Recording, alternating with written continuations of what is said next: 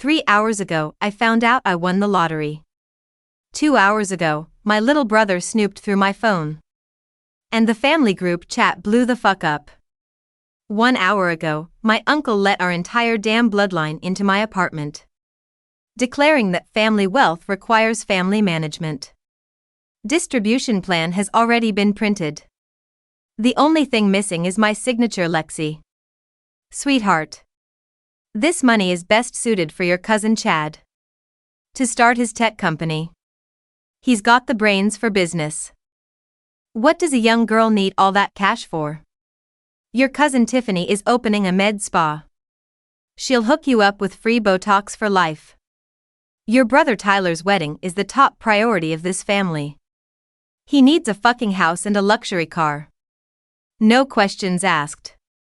Your mom and dad worked like dogs their whole lives. A mansion in the suburbs isn't asking for too much, is it? There's $1,000 left over. That's enough for a few months. Don't spend it all in one place, honey. Holding the debit card that now balances exactly $1,087. I stand perfectly still in the middle of my living room. I was pulling a late shift at the office. My phone screen lit up with a text from Chase Bank. A deposit of $100,000 was posted to your account, ending in 3478 on Jan. 19 at 10:18 p.m. Available balance $100,000. Tens awake. My mom stood up from her chair, a half-peeled apple in her hand. She couldn't meet my eyes, gaze darting around nervously. Chloe, honestly, you're so weak you shouldn't be moving around so much. You see, who the hell could have guessed? Mom was pulling some twisted psychological game like that? Haley played the innocent victim perfectly. But looking at her, she disgusted me just as much. Choking on my own rage, I blocked her ass too. It wasn't. If you hadn't tried to fight your aunt for that machine, you wouldn't have fallen like that. Would you? I felt the blood rush to my head. Mark spun around and roared at the door. Get the fuck out. My mom flinched, then tried to pull rank until my dad, Robert, flew back from an international contracting job and heard about the nuclear fallout. That things shifted. With Thanksgiving around the corner, he practically ordered me to come home. Whatever the hell your beef is, we lay it out on the table. You holding on to this toxicity as 0, 8, 7. I counted the zeros 3 fucking times. Hundreds. Thousands. Tens of thousands. Hundreds of thousands. Millions. Tens of millions. 100 million. My finger froze on the screen. My lungs stopped working. $100 million. A 1 followed by 8 zeros. I bought a random Powerball ticket last week, because it was my birthday. The tail numbers were 98, 1, 2. I locked my screen, then unlocked it. The text was still there. Locked it. Unlocked it, still there. My heart started slamming against my ribs. It was echoing loudly in the dead silent office. I covered my mouth and looked around. The floor was completely empty. Suddenly, as if possessed by some reckless demon, I typed out "I quit. Go fuck yourself" email and sent it to the blood-sucking boss, who had been exploiting me for 3 years, paying me minimum wage to do the jobs of 6 people. Sent and blocked my coworkers. Blocked the boss. I grabbed my bag, turned off my phone, and my legs felt like jelly. I stumbled out of my cubicle when the freezing night wind hit my face. Outside the building, reality set in. Rule number 1, don't tell a single fucking soul. Not my parents. My mom would say, let me hold on to that for safekeeping. Not my brother. Tyler would say, Lexi, my girlfriend wants a Birkin bag. Not the extended family. They'd circle me like great white shark. smelling a drop of blood in the water walking to the subway. I had it all mapped out. Tomorrow I'd hit the bank. Hire a wealth manager and then. Then what? I had no idea. My biggest life ambition up until tonight was begging for a $2 an hour raise next year. Suddenly my phone vibrated in my pocket. It was Tyler Lex. His voice was distorted with manic excitement. Where the hell are you? My stomach violently dropped. Just got off work, what's wrong? Get your ass home right now. The whole family is here. It's the best news ever. My blood turned to ice. What do you mean the whole family? Just get here. Hurry up. He hung up. I stood on the sidewalk trying to hail an Uber, feeling violently sick. Impossible. Nobody knew but me. Wait. Oh, fuck Instagram. Last week on my birthday, I posted a story hoping for some good luck this year, along with a picture of the damn lottery ticket. I thought it was a cute self-depreciating joke. My only investment after 3 years was a $2 slip. It got 20 likes.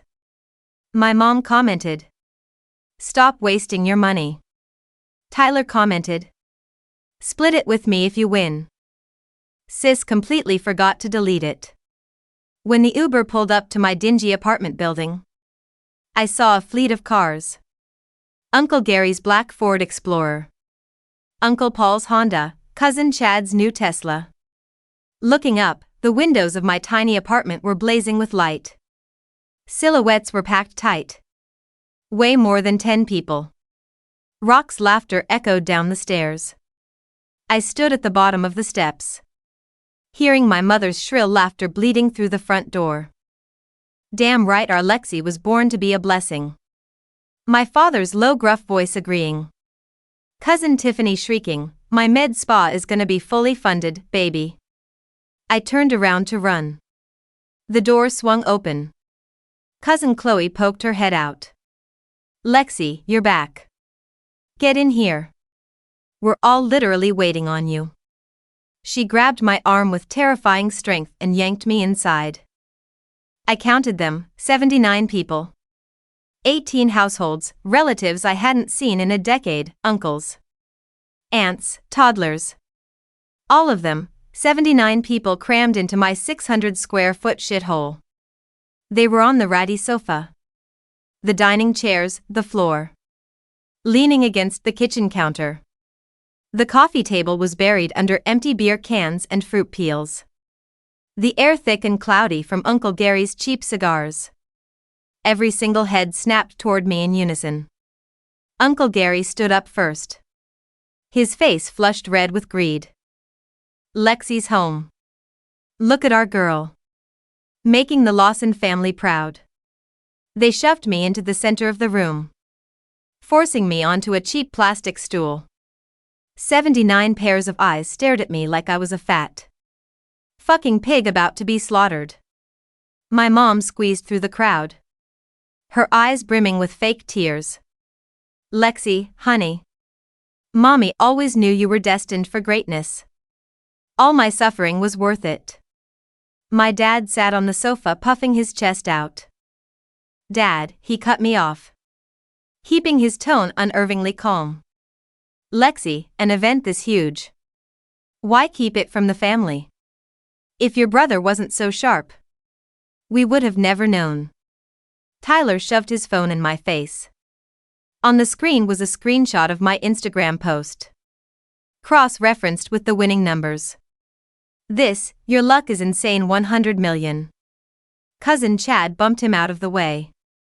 100 mil is nothing nowadays. Starting up a real tech firm burns millions. Plus PR, Cousin Tiffany rolled her eyes. Why would a girl run a tech company? Lexi, I've been telling you I want to open an elite aesthetics clinic. Which housewives pay cash? We'll make it back in a year." Uncle Paul cleared his throat loudly. "A clinic? Nonsense. A manufacturing plant is where the real money is." I know a guy with land and distribution channels. A cacophony of bullshit. Voice over voice buzzing around my head like a swarm of fat, greedy flies. I opened my mouth, but the noise drowned me out. Settle down. Uncle Gary slammed his hand on the table. Instant silence. He walked up to me, hands clasped behind his back like a goddamn mob boss. Lexi. All 18 households of the Lawson clan are here today. Why? Because this is family business. 100 million sounds like a lot. But we have a big family. But evenly. It's really not that much per person. My mother nodded like a bobblehead. Gary's right. We are blood. We share our blessings. Uncle Gary pulled a folded piece of paper from his jacket pocket. So as the patriarch, I took the liberty of drafting a wealth distribution plan. Listen closely, and if it's fair, Lexi will sign it. Printed piece of paper covered in scribbles. My head started spinning. Gary cleared his throat. First off, your parents broke their backs raising you. They deserve a comfortable retirement. A mansion in the Hamptons. Let's budget 20 million. That's reasonable, right? My mom's eyes sparkled. Totally reasonable. I've been eyeing that new gated community. Gary Tyler is getting married soon. He needs a house and a car. 15 million for the estate. 1 million for the Porsche. 2 million for the interior design. 18 million total. Tyler grinned like an idiot. Thanks, uncle. Thanks, sis. Gary. Chad's tech startup. 5 million seed capital. Chad pounded his chest. We'll go public on the NASDAQ in 3 years. Gary. Tiffany's med spa. 3 million. Tiffany blew me a kiss. Free lip fillers for life. Lexi. Gary. Chloe's boba franchise, 500K. Chloe literally jumped in the air. Love you, Uncle Gary. Gary Paul's factory, 10 million. Safe bet my third brother's kid needs tuition for Harvard. 2 million. Fourth cousin needs a new RV. 800K. He read for 20 fucking minutes. 18 households, every single one got a slice. I looked at their faces. Pure unadulterated greed. Entitlement, calculation. Nobody was looking at me. We're looking at the paper. Drooling over the imaginary stacks of cash. Finally, Gary finished. And as for me, well, I'm getting older. I want to buy an organic eco-friendly cannabis ranch. It's a booming market. 5 million will do. I slapped the paper on the table. Lexi, take a look. Any objections? All 79 pairs of eyes shifted back to me. My throat was bone dry. It's my money. A brief dead silence. Then my mother erupted. How dare you speak like that? What do you mean your money? We are a family. The silence that followed my words lasted exactly 2 seconds before the room exploded. What do you mean, your money? My mother shrieked, her voice hitting a register that made the cheap glass of my living room windows rattle. She lunged forward, jabbing a finger so hard into my collarbone I physically recoiled. I labored for 24 hours to push you into this world, Lexi. We clothed you. We fed you. We are a family. Family? I choked out, the sheer absurdity of it cutting through my fear. Dad hasn't spoken to me in 2 years because I wouldn't co-sign a loan for his jet ski. You borrowed $5,000 from me for Tyler's college tuition and never paid it back. And Gary, I pointed at my uncle, whose face was rapidly turning the color of an overripe plum. Gary called me a failure at Thanksgiving because I lived in a 600 square foot apartment. Now all of a sudden, I'm the Lawson family blessing? Watch your fucking mouth, my father barked, stepping over a pile of beer cans. He had a solid 50 pounds on me, and the veins in his neck were pulsing. You ungrateful little bitch. You think you're walking out of here with $100 million and leaving us to rot? It's not $100 million, Chad chimed in, adjusting his designer glasses. After taxes, it's closer to 45 or 50. Which is exactly why you need me to manage it. You'll blow it on stupid shit. I know how to shelter assets. Shut up, Chad. Tyler yelled. My brother was practically vibrating with manic energy, his eyes bloodshot and unblinking. He grabbed my shoulder, his grip bruising. Lexi, don't be a psycho. Just sign the paper. One signature, and we're all set for life. I already texted Sarah about the Porsche. She's literally crying, she's so happy. You can't take that away from her. I looked down at Gary's printed sheet of paper. The wealth distribution plan. It wasn't just absurd, it was legally delusional. I'm not signing anything, I said. My voice trembled, but I forced my spine straight. A dangerous shift occurred in the room. The fake smiles vanished. The forced laughter died. The 79 people crammed into my shitty apartment stopped looking at me like a winning lottery ticket and started looking at me like an obstacle. Where's the ticket, Lex? Tyler asked, his voice dropping low. He let go of my shoulder and started eyeing my purse, which was slung across the back of the kitchen chair. Don't touch my stuff, I warned. Tyler didn't listen. He lunged for the bag. I tried to grab it, but Uncle Paul stepped into my path, a massive wall of flannel and cheap cologne, blocking me. Just let the boy look, Paul muttered. Hey! I screamed as Tyler unzipped my worn-out tote and dumped the contents onto the floor. My wallet, lip balm, tampons, pepper spray, and keys clattered against the cheap linoleum. He dropped to his knees, frantically ripping through the compartments, pulling out old receipts, gum wrappers, and cash. It's not here. Tyler panicked, looking up at Gary. She doesn't have it on her.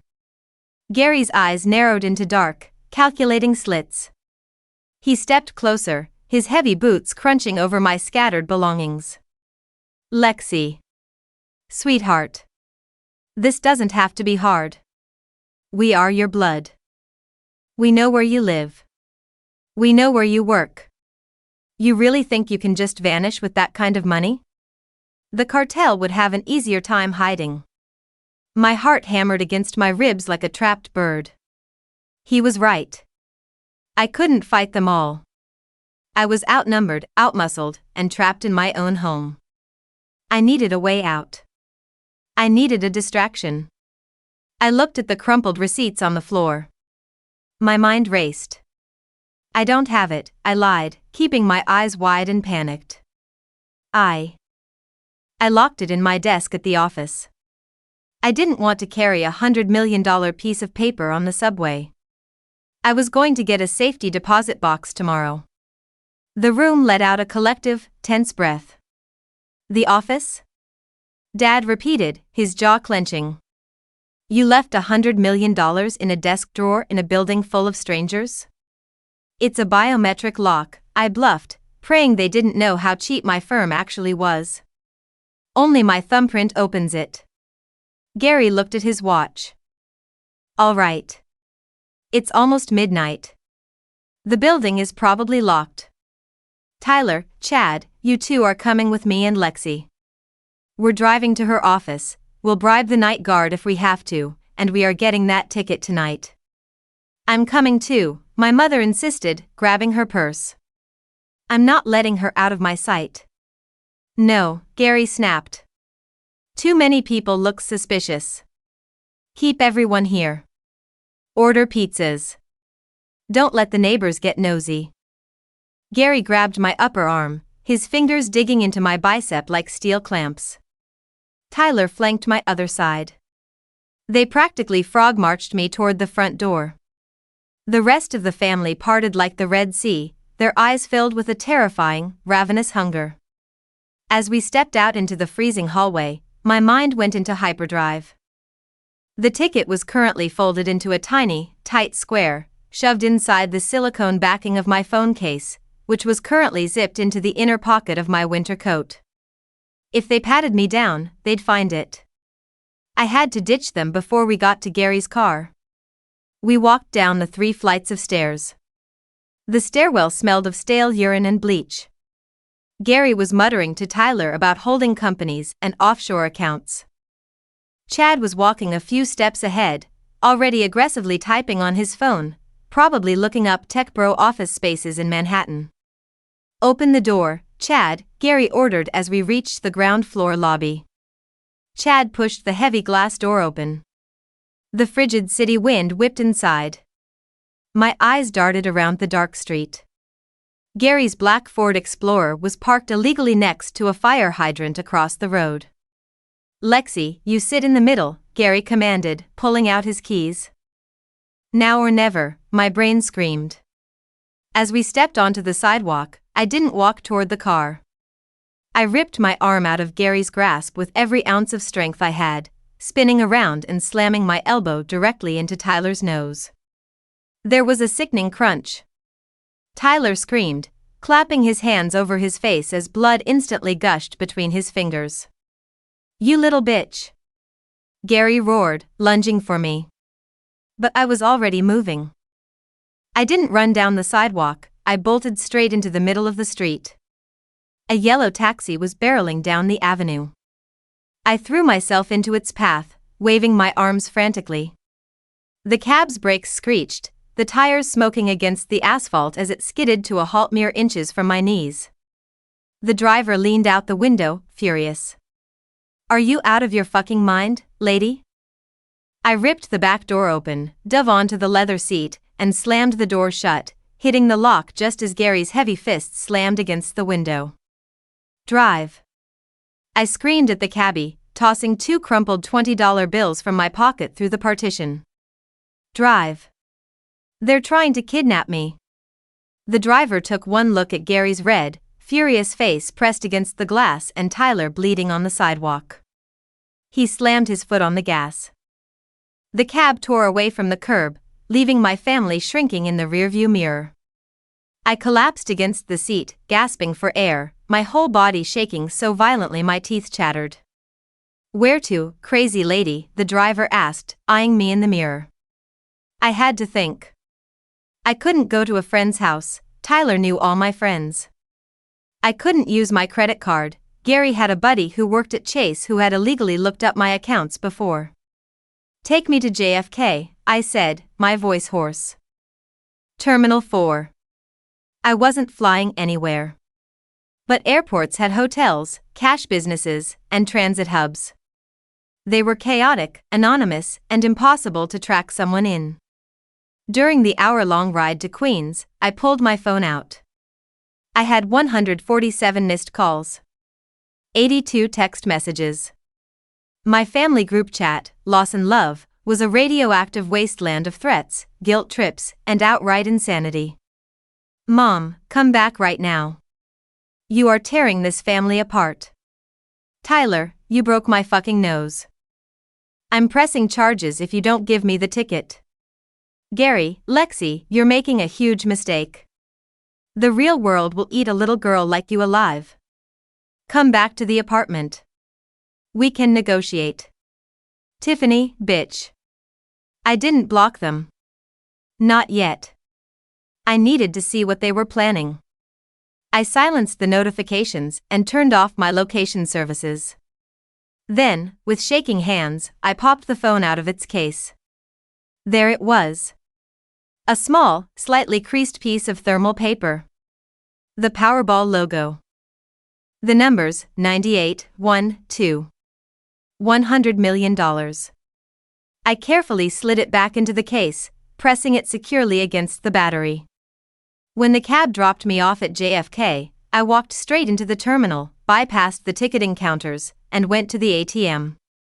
I used my debit card, the one with $1,087, and withdrew $800 in cash. It was almost everything I had to my name.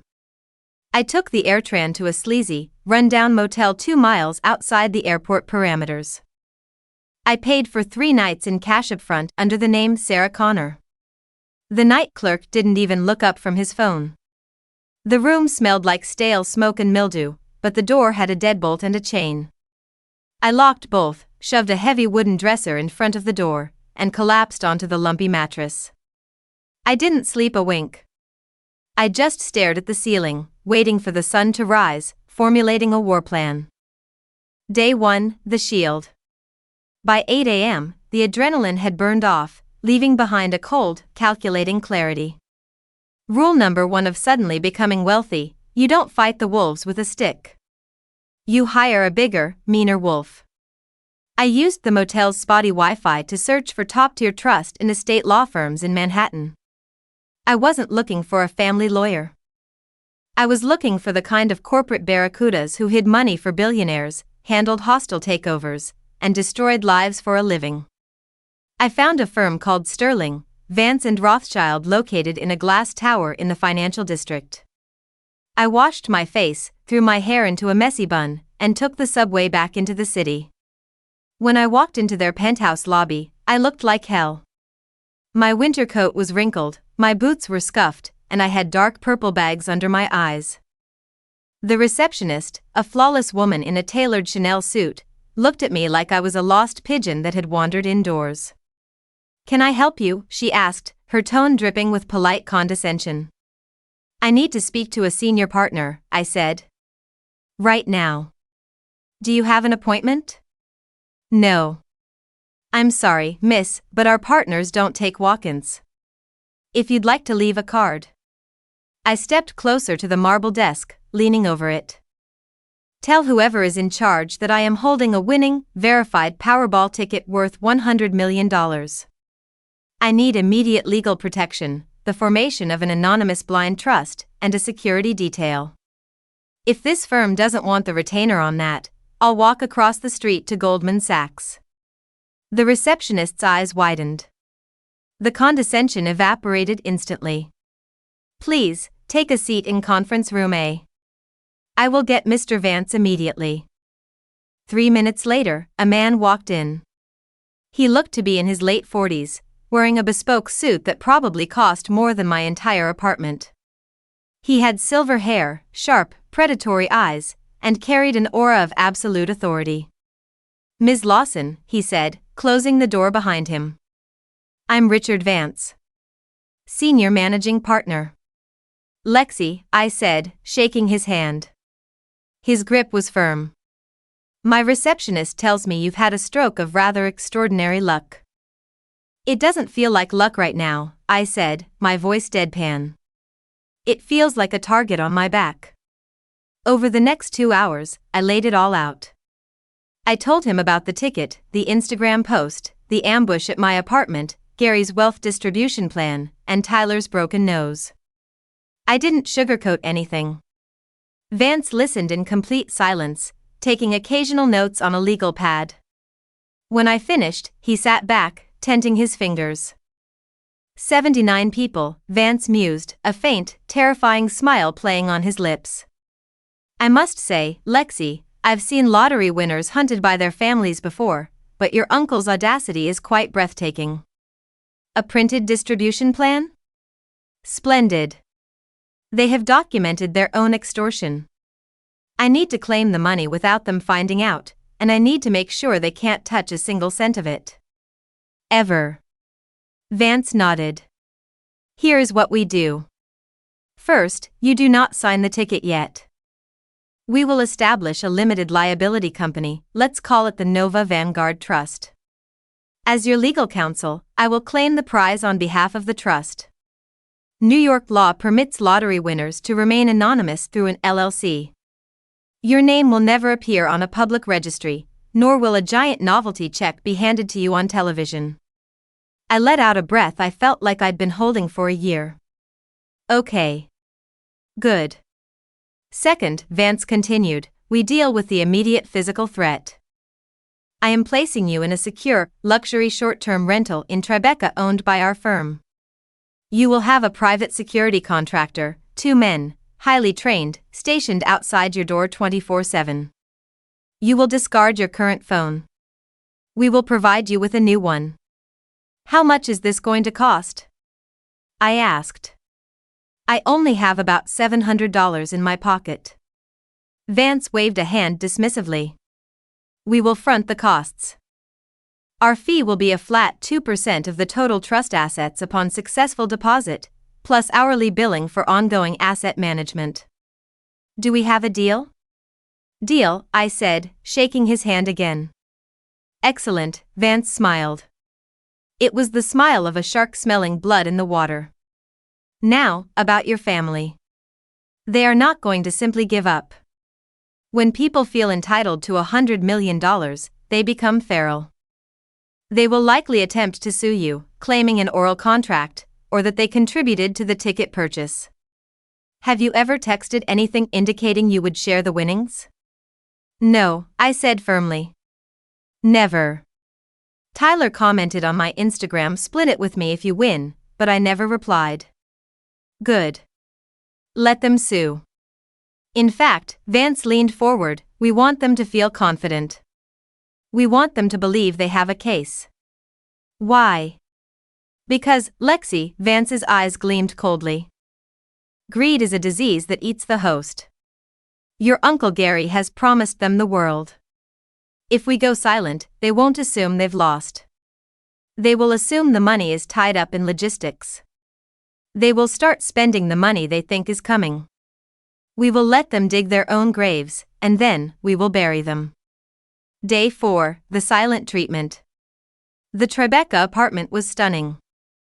Floor-to-ceiling windows overlooking the Hudson River, heated marble floors, and a fridge fully stocked by Vance's assistant. For the first time in my life, I ordered $100 worth of sushi and didn't check my bank balance afterward. Vance's team had successfully authenticated the ticket and begun the claiming process with the State Lottery Commission. The payout, opting for the lump sum after taxes, would come to roughly $48.6 million. Still an unfathomable amount of wealth. I sat on my plush velvet sofa wrapped in a silk robe and booted up a burner laptop Vance had provided. I hadn't turned off my old phone. I just left it plugged into the wall, letting the messages accumulate. Vance's paralegal had installed software to mirror my old phone's screen onto the laptop so we could monitor the family's movements without triggering any red receipts. It was a fascinating, horrifying psychological study. On day 1, the messages were purely threatening. Tyler demanding I pay his medical bills. Gary threatening to call the police and report the ticket stolen. By day 2, the tone shifted to manipulation. Mom, Lexi, please come home. I haven't slept. I just want to know my baby girl is safe. We can forget about the money. By day 3, Gary's ego took over. He sent a massive text to the group chat, unaware, or not caring, that I could see it. Gary, everyone stay calm. I spoke to a lawyer today. Lexi is trying to hide, but the law is on our side.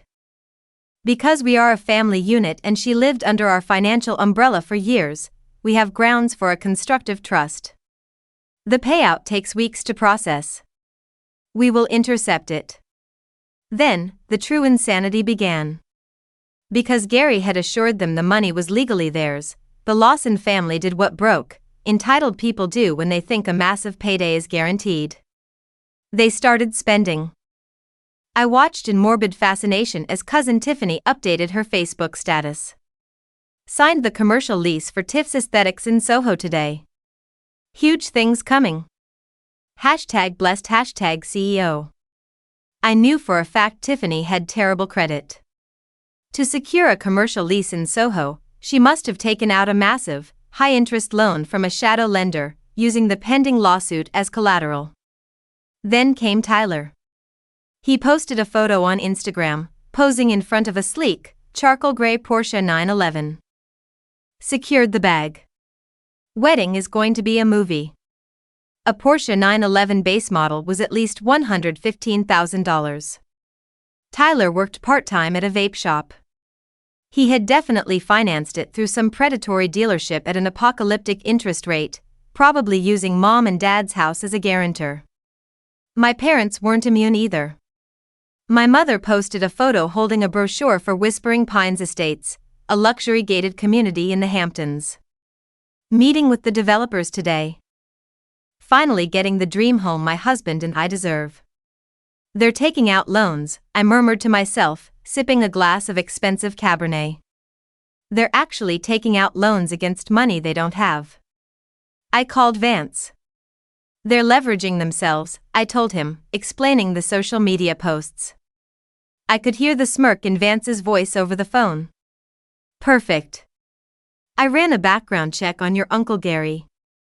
He just remortgaged his house to buy a 200-acre plot of land in upstate New York for his cannabis ranch. He put down a non-refundable deposit of $300,000. Where did he get that kind of cash? I gasped. He pulled from his 401k and took a hard money loan from a private equity firm. The interest is 15% a month. He's betting everything on winning a lawsuit against you. Can he win? I asked, a flicker of anxiety returning. Lexi, Vance said smoothly. I am a partner at Sterling, Vance and Rothschild. Your uncle hired a personal injury lawyer from a strip mall in New Jersey. They filed an injunction this morning to freeze your assets. I have already scheduled a preliminary hearing for next Tuesday. You won't have to say a word. Just wear a nice suit and watch. Day 12, the slaughter. The courtroom was practically empty, save for the judge, the bailiff, and our respective legal teams. I walked in wearing a tailored charcoal suit that Vance's stylist had bought for me. My hair was sleek, my posture perfect. The two security guards flanked me until I reached the plaintiff's table. On the other side of the aisle sat my family. Gary, Dad, Mom, and Tyler. Tyler's nose was encased in a plastic splint, making him look ridiculous. When I walked in, their eyes locked onto me. My mother tried to look wounded. Gary looked smug. Dad just looked angry. Their lawyer, a sweaty man named Mr. Fogel, stood up. His suit didn't fit right. Your Honor, Fogel began, shuffling a stack of papers. We are here today to request an emergency freeze on the lottery winnings claimed by the Nova Vanguard Trust, of which Lexi Lawson is the sole beneficiary. We argue that Ms. Lawson entered into a verbal and implied contract with her family, agreeing to pool resources and share the winnings. Judge Harrison, an older man with zero patience for nonsense, peered over his glasses. A verbal contract? Based on what, Mr. Fogel? Based on, a long-standing family dynamic of shared financial support, Your Honor. Furthermore, Ms. Lawson posted on social media explicitly engaging with her brother about splitting the ticket. We have the Instagram screenshots. Let me see them, the judge sighed. Fogel handed the papers to the bailiff. The judge looked at them for 3 seconds. Mr. Fogel, this is a picture of a ticket with the caption hoping for some good luck. The brother comments split it with me. The defendant did not reply or like the comment. This is your evidence of a legally binding financial contract for $50 million? Your Honor, there was also an oral agreement made in Ms. Lawson's apartment the night she discovered the win. We have 79 sworn affidavits from family members stating that Ms. Lawson agreed to a wealth distribution plan. Vance stood up. He didn't shuffle papers. He didn't sweat. He simply buttoned his suit jacket and approached the bench. Your Honor, Vance said, his voice ringing with absolute authority. The defense moves to dismiss this injunction with prejudice, and asks the court to sanction the plaintiff's counsel for filing a frivolous lawsuit. There was no oral agreement. What occurred in my client's apartment was an attempted extortion and false imprisonment. Objection. Fogel squeaked. Overruled, the judge said.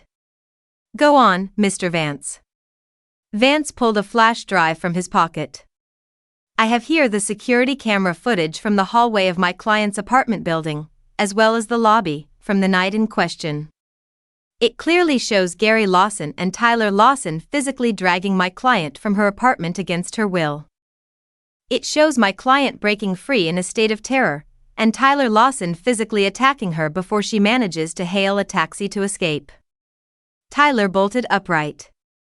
She broke my nose. I was trying to stop her from running into traffic. Silence, the judge barked, banging his gavel. Furthermore, Vance continued, we have the text messages sent by the plaintiffs to my client over the past week. He handed a bound folder to the bailiff. You will see dozens of threats of physical violence, blackmail, and explicit admissions that they intend to take what is theirs. This isn't a breach of contract case, Your Honor. This is a targeted harassment campaign by a group of individuals attempting to strong-arm a young woman out of her lawful property. The judge flipped through the folder. His face grew darker with every page he read. Mr. Fogel, the judge said, his voice dangerously low. Did you review these texts before you filed this motion? Fogel turned pale, glancing at Gary. My clients assured me the communications were merely heated family disputes, Your Honor. This text from Gary Lawson says, and I quote, if you don't sign the paper, I'll make sure you never walk right again, the judge read aloud. My mother gasped, covering her mouth, turning to stare at Gary. Gary's smugness had completely vanished, replaced by a sick, terrified pallor. Motion to freeze assets is denied, Judge Harrison said firmly. Case dismissed with prejudice. Mr. Vance, I strongly suggest your client file for a permanent restraining order against every individual in this room. And Mr. Fogel, I will be reporting you to the state bar for this circus. The judge banged his gavel. We are adjourned. As the judge left the bench, the reality of the situation crashed down on my family. Vance calmly packed his briefcase. I stood up, feeling 10 feet tall. Gary stormed over to the partition, his face purple. You think this is over, Lexi? We are ruined. I have loans. Tiffany signed a lease. Tyler bought a car. If we don't get that money, we are bankrupt. I walked up to the partition, stopping inches from his face. I didn't flinch. I didn't back down. You did that to yourselves, Gary, I said, my voice cold and steady. I didn't tell you to buy a cannabis farm. I didn't tell Tyler to buy a Porsche. You counted my money before it was even in my bank account. You thought you could bully me, threaten me, and treat me like garbage, just like you've done my entire life. And now? Now you have to pay the bill. Lexi, please, my mother cried, pushing past Gary, actual tears streaming down her face. We're going to lose the house. We put it up as collateral for Tyler's car. Please, honey. You have $50 million. You can spare a few million. It's nothing to you. I looked at the woman who had birthed me, the woman who had watched her brother and son drag me out of an apartment to rob me and did nothing but grab her purse to tag along. You're right, Mom, I said softly. It is nothing to me. But you get nothing. Enjoy the Hamptons. I turned on my heel and walked out of the courtroom, Vance and the security team flanking me. 6 months later. The collapse of the Lawson family was spectacular, rapid, and absolute. Vance's team kept tabs on them for me, mostly to ensure they didn't try to violate the permanent restraining orders I had taken out against all 79 of them. I read the monthly reports from my balcony in Paris, sipping espresso and watching the Eiffel Tower sparkle in the evening light. Uncle Gary defaulted on his hard money loan. The private equity firm seized his house, his cars, and his retirement accounts. He was currently living in a rented trailer in New Jersey, working the night shift at a toll booth. Cousin Tiffany couldn't pay the contractors to finish her Soho med spa. The landlord sued her for breach of contract, bankrupting her. Tyler, predictably, crashed the Porsche 3 weeks after he bought it. He had been driving drunk. Because he had lied on his insurance forms about his income and the car's primary use, the insurance company denied the claim. He was saddled with a $115,000 debt for a pile of scrap metal. His fiancée left him. My parents lost their house. The bank foreclosed on it after they couldn't make the inflated payments on the home equity lines they had drawn out to fund Tyler's legal fees and his car. They moved into a tiny, cramped one-bedroom apartment on the outskirts of the city, ironically, not far from the 600-square-foot shithole I used to live in. They had all flown too close to the sun on wings made of my money. When the money vanished, the wax melted and they plummeted. I didn't feel sorry for them.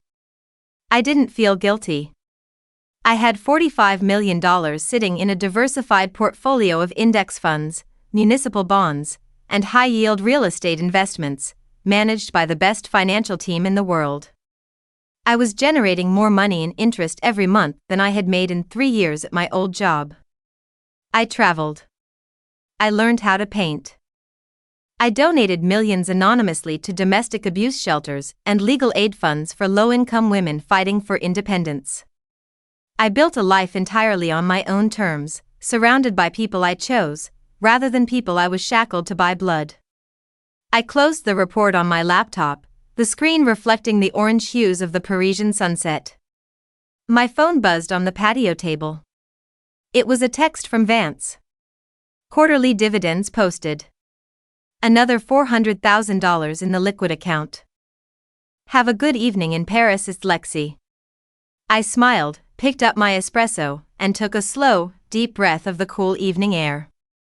For the first time in my life, I was truly, completely free. And it felt like $100 million.